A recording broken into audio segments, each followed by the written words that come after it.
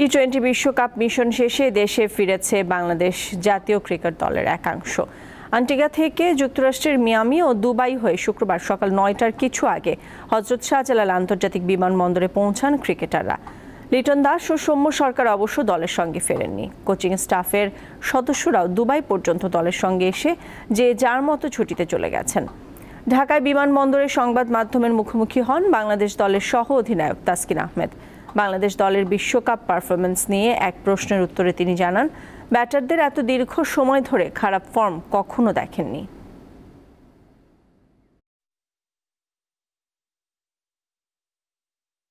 Throughout the tournament bowling department ভালো করছে। Super 8-এ উঠছি সর্বপ্রথম।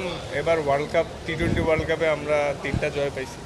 তো মানে পজিটিভ আছে, বাট নেগেটিভের সংখ্যাটা একটু বেশি। কিন্তু আসলে সবার মতো আমরাও একটু হতাশ। এত লম্বা মানে কখনোই আমি ক্রিকেট খেলার পরে বাংলাদেশ টিমের হয়ে লাস্ট 10 বছর ধরে প্রায় খেলতেছি, তো কখনোই এরকম লম্বা ব্যাটিংয়ে ব্যাট টাইম দেখি নাই। আশা করি এটা খুব দ্রুতই কেটে উঠবে।